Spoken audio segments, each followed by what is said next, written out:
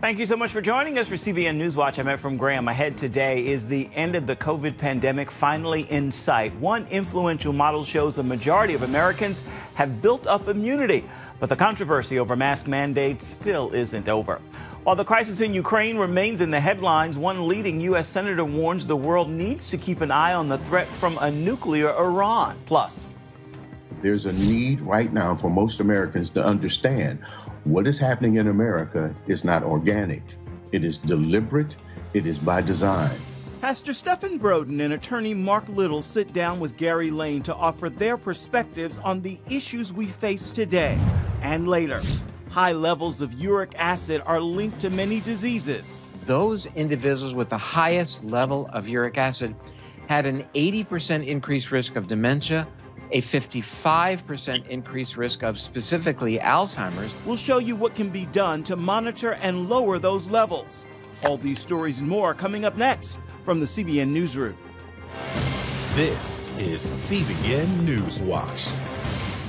We began with what could be the beginning of the end of the COVID pandemic. The Omicron wave that hit the United States this winter also built up its defenses, leaving enough protection against the coronavirus so that future spikes will likely require much less, if any, dramatic disruption to society.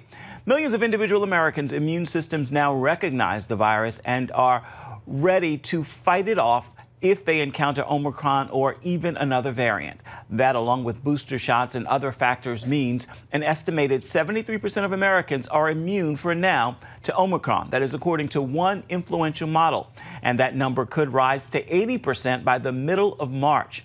That makes it much less likely for hospitals to be overwhelmed again. Even so, the virus remains dangerous and experts recommend precautions. But the Centers for Disease Control is expected to loosen its indoor masking guidelines next week, and mandates are being lifted across the country. In Virginia Wednesday, new Republican Governor Glenn Youngkin signed a bill that ends mask mandates in public schools in the state and allows parents to opt out of their children wearing masks. Today, we are reestablishing and restoring power back to parents.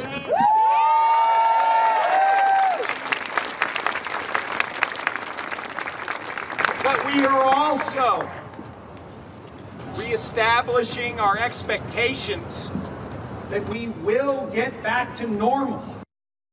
Although COVID cases are dropping and some states are dropping mask requirements, the controversy over mask mandates is still ongoing in many places. CBN's Tara Mershner has that story as some states with the strictest COVID restrictions are starting to scale back with a caveat.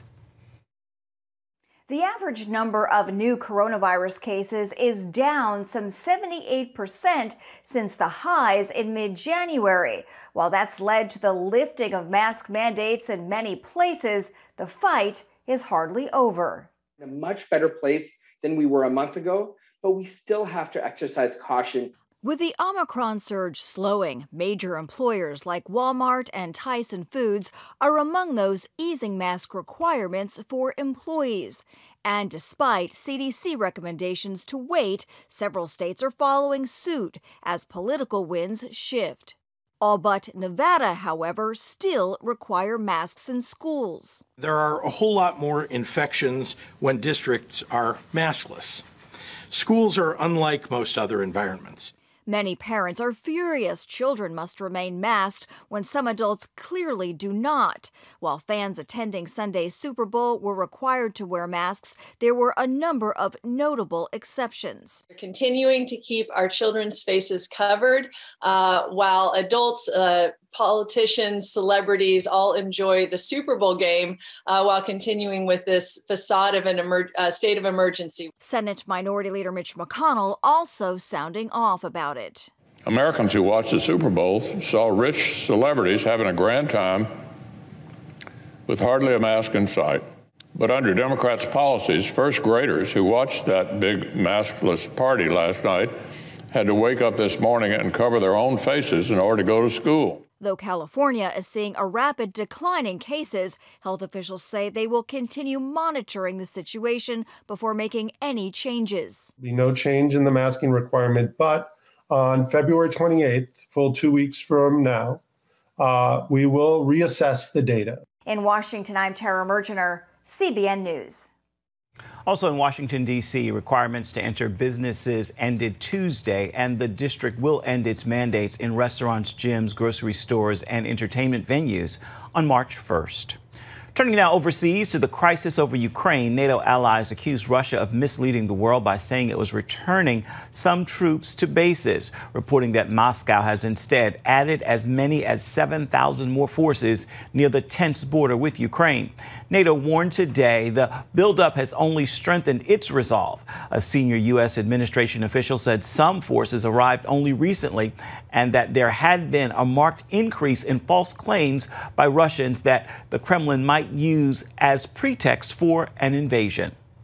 While the possible Russian invasion of Ukraine is getting the headlines, one United States senator says it's important to also pay close attention to Iran. Chris Mitchell brings us that story now from Jerusalem. Senator Lindsey Graham came to Jerusalem to learn more from Israeli officials about how close Iran is to a nuclear weapon. I don't know how close they are, but after being briefed, I'm more nervous than I was before I came. And I'm going to go back home to our intel officials, compare notes, and see if we can get the Biden administration to work with Republicans and Democrats and the Israelis to clearly articulate what we mean when we say no weapon. Graham wants Israel and the U.S. to be fully unified when it comes to drawing lines in the sand with Iran. Israel says it's unacceptable for them to have nuclear capability. America says a nuclear weapon. So what's the difference? There is a difference. The purpose here is to establish red lines, to let the Iranians know in the area of weaponization, enrichment, and missile technology, what would be red lines if you crossed, all bets are off. I think the world would be a safer place if we could provide clarity to the Iranian regime as to what we mean by you can't have a nuclear weapon.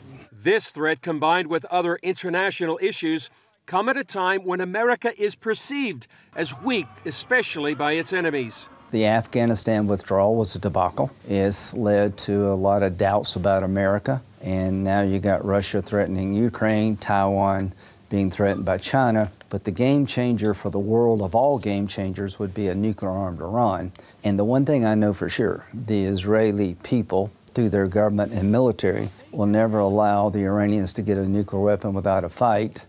And that's why I'm here. Graham is convinced Israel will move against Iran if it feels the need. They will use force, if necessary, to stop a nuclear-capable Iran because they believe it would be an existential threat to the Jewish state. They need additional capability, tankers and some kind of weapons, different kind of weapons. I'm going to try to lead the charge to give them that capability. The Iranian threat includes a dangerous mix of nuclear technology and religious ideology.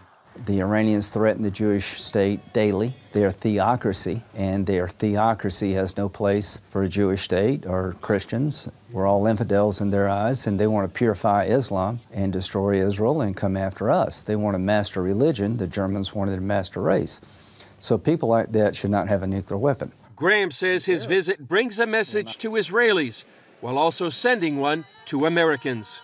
To our friends in Israel, America has your back. We have common values. We have common enemies. I regularly pray for our friends here in Israel. The eyes and ears for America is Israel in a troubled region. I tell all my constituents back home, why does Israel matter so much to us? Well, there's a religious component, in my view, but just without any concern for religion, it's a democracy in a troubled region that is America's eyes and ears to protect our homeland.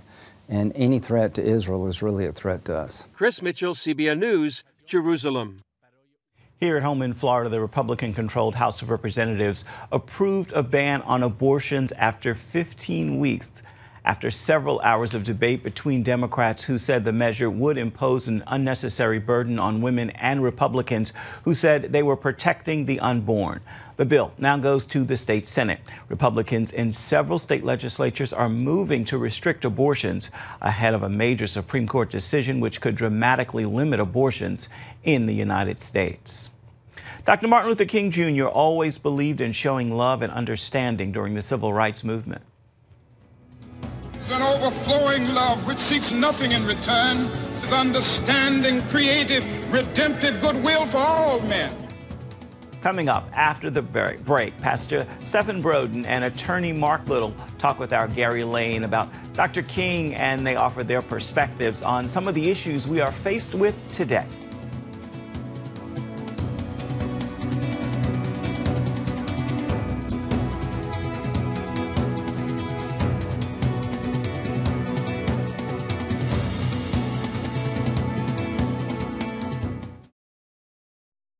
How has the pandemic affected learning and student mental health? And why are love and understanding missing today from the American public square? Pastor Stephen Broden and attorney Mark Little bring their unique perspectives to those issues on this week's episode of The Global Lane. Gentlemen, unlike many BLM activists of today, Dr. Martin Luther King Jr. supported nonviolent protests to accomplish civil rights goals, and he spoke of Americans coming together in love and understanding. It is an overflowing love which seeks nothing in return, is understanding, creative, redemptive goodwill for all men. Theologians would say that it is the love of God operating in the human heart. And when one rises to love on this level, he loves men not because he likes them, but he loves every man because God loves him. Dr. King was a pastor and often talked about God in his civil rights messages.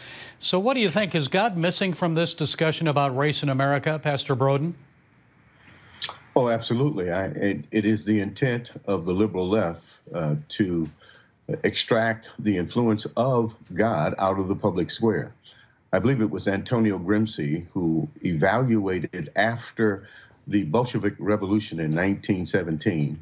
He concluded that in order for us to have success in the West, we must infiltrate gradually and change the doctrines of the West away from the Christian influence. He targeted Christianity as one of the institutions that must be replaced in order for them to influence the other 7 institutions that influence us today. We're now learning that the COVID pandemic lockdowns, virtual learning, even masking have actually harmed learning and the mental health of American children. So I'm guessing here that children in minority communities have been the hardest hit. Your thoughts about that? It's actual child abuse. Our children in elementary and middle school, the way they learn is by facial expression and about how we relate to one another. And the masks that are being mandated now, which, by the way, there's no science to support, have greatly impacted our children. In addition to that, the time that they spent away from their peers and at home doing distance learning. We learned from Johns Hopkins recently that the lockdowns actually didn't help us at all.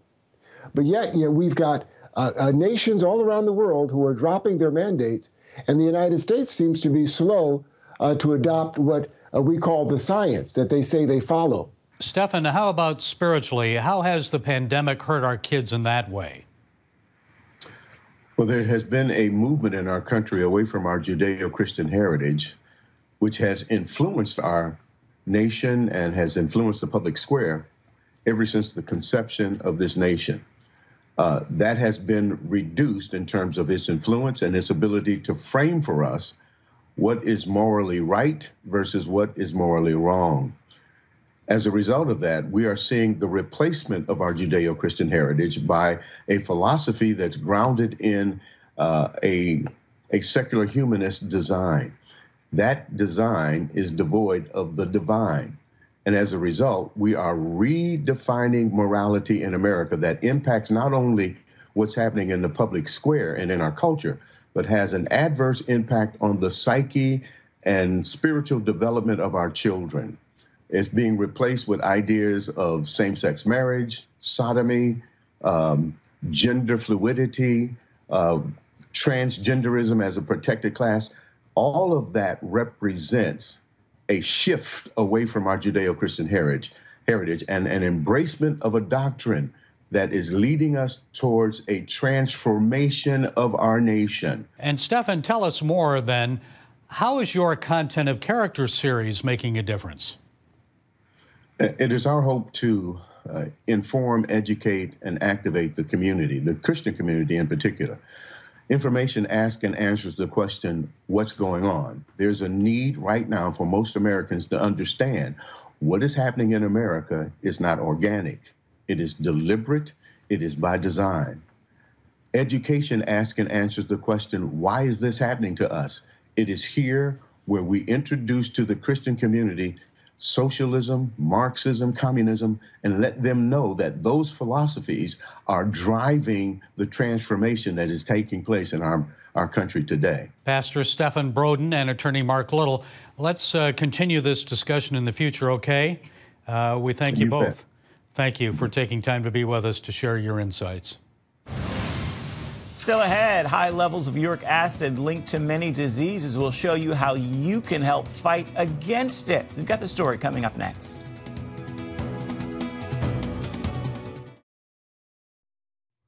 Deadly strokes, heart disease, Alzheimer's. Doctors say these diseases and more can be linked to high levels of uric acid. It's easy to monitor and to drop your level of uric acid for your health. CBN reporter Lori Johnson explains. When you visit the doctor for your annual physical, chances are you'll get your blood tested. Usually that includes a check of your uric acid level to see if you're at risk for the arthritic condition called gout. New research now shows too much uric acid in the body may also predict other, more serious conditions. This is not your grandfather's uric acid. This has far more implication than simply being a risk marker for gout. In his book, Drop Acid, Dr. David Perlmutter cites a massive study that followed 90,000 adults for 8 years. Individuals in the group with the highest uric acid had a 15% increased risk of death. That number grew to 35% for death from stroke and a 39% increased risk from a heart event. When it comes to brain health, a 12-year Japanese study showed similar cause for concern. Those individuals with the highest level of uric acid had an 80% increased risk of dementia, a 55% increased risk of specifically Alzheimer's, and a 166% increased risk for what is called mixed or vascular blood supply dementia. So it's very real, it's very important, very threatening to the brain. Dr. Perlmutter says the ideal level for uric acid should be lower than 5.5. About 100 years ago, the average uric acid level in humans totaled about 3.3. Now it's greater than 6. Your doctor can test your uric acid levels. It's also easy to use one of these home uric acid monitors every couple of weeks until you've met your goal, then once a month after that. If you need to drop your level, Dr. Perlmutter recommends 2 supplements found at health stores: quercetin, 500 milligrams a day, and luteolin, 100 milligrams a day. These 2 are pretty darn effective in terms of lowering uric acid. Uric acid forms when our bodies break down alcohol, seafood, and fructose, so keep these in check. When it's packaged in fruit, that's where the name comes from, fructose, fruit sugar, it's actually relatively safe and has no impact on uric acid if we don't consume an excess amount of fruit. Yes, an apple a day keeps the doctor away, but 5 apples a day and the doctor you'll pay, meaning you can overdo it. Fruit juices are loaded with fructose, as are most processed foods. The granddaddy of them all is high fructose corn syrup, an ingredient we've often talked about on the 700 Club. This high fructose corn syrup as a sweetener has even more fructose than typically table sugar.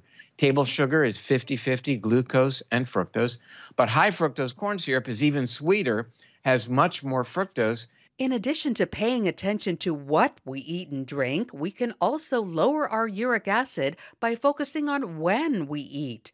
Using intermittent fasting, where you don't eat for about 14 hours in a row, should cause your levels of uric acid to go down. In other words, having dinner, finishing dinner at 6, 7, 8 o'clock, and then not eating until, 8 or 9 or 10 o'clock the next morning. Finally, strive for a good night's sleep. One study showed a substantial rise in uric acid levels in people with sleep apnea, a condition where a person's breathing repeatedly stops and starts. A sleep study and treatment for that condition, however, can set things straight. So check your uric acid levels and strive for 5.5 or less. You can get there by making some small changes that could make a big difference. Lori Johnson, CBN News. Coming up, a church pays off medical debts for their communities. We're going to share more on this act of kindness coming up next.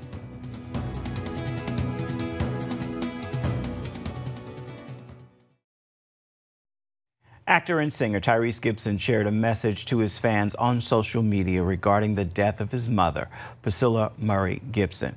He says that he asked Jesus to embrace his mother after she died on Valentine's Day.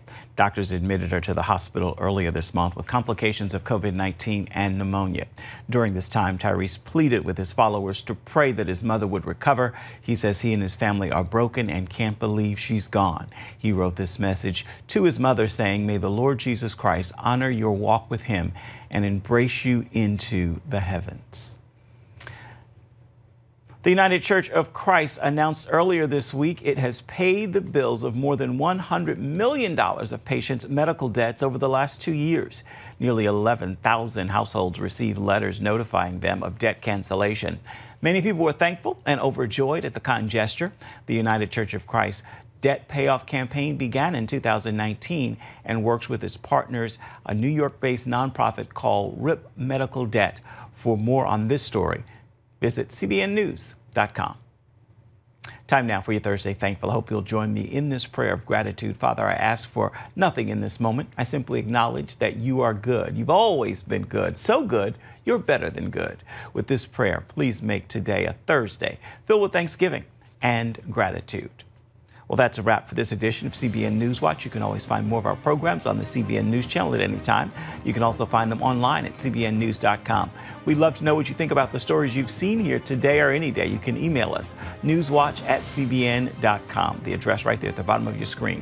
You can also reach out and touch us on Facebook, Twitter, and Instagram.